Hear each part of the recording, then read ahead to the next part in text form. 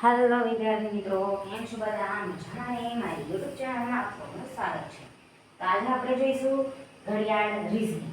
Okay, તો દેખો 9:45 ને પાણીમાં જો તો કેટલો સમય બતાવશો કીધું તમે? 9:45.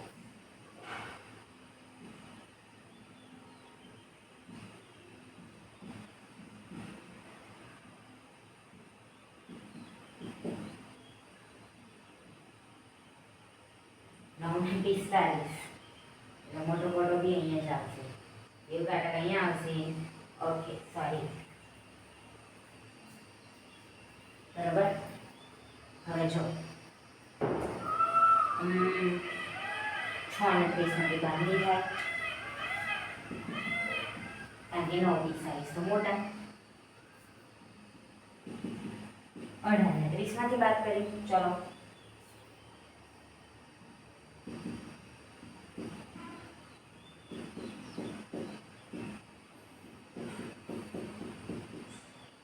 દસ માંથી 5 જાય તો 8.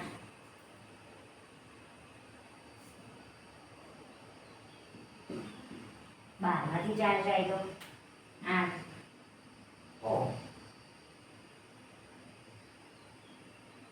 Okay, sorry.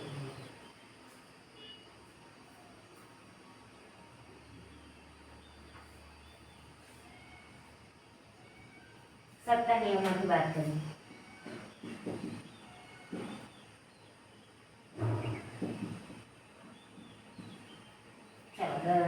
जीरो છે 10 10 માંથી 5 જાય તો 5 8 માંથી 4 જાય તો 4 પેલામાં ઊંધું હતું એટલા માટે 17 માંથી 9 જાય તો 8. પાણીમાં જોઈએ તો કેટલા બતાવે 8 ને 45. ઓકે, આ કાંટો આમ હશે. જો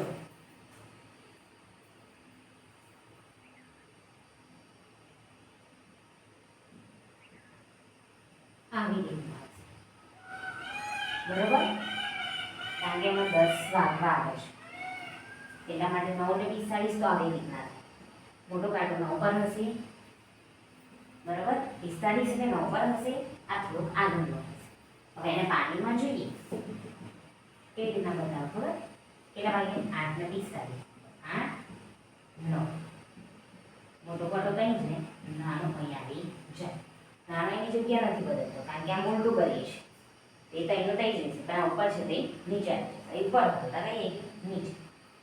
તો શું કરવાનું? પેલામાં તો જવાબ નતો આપ દેખો 18:30 માં,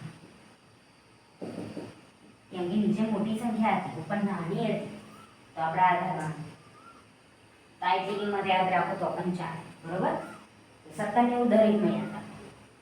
તો દેખો 9:45 માંથી મેં જોયું તો પાણીમાં જો તમને કેટલા બતાવ્યા 8 ને 45. શું કર્યું પહેલા? 36 માંથી તો બાદ ના થાય તો રોંગ કર્યું. પછી 18:30 લીધા તેમાં પણ ના થાય એટલે રોંગ કર્યું. તો અહીં મારો જવાબ આમાં એટલે 17 નિયમોમાંથી મેં બાદ કર્યા. આમાં બી મેં ના પડ્યો, આમાં બી ના પડ્યો એટલે મેં કેમ કર્યું 17 નિયમો એટલે મેં કોઈમાં કર્યા 9:45 ને બાદ કર્યા. મને 8:45 મળી ગયા. 9:45 ને પાણીમાં જો તમને કેટલો સમય બતાવ્યો 8:45. દેખી લો આવી ગયો. ઓકે વિદ્યાર્થી મિત્રો, તમે મારો વિડીયો ગમે હોય તો લાઈક શેર સબસ્ક્રાઈબ કરજો. નેક્સ્ટ વિડીયોમાં બાય બાય.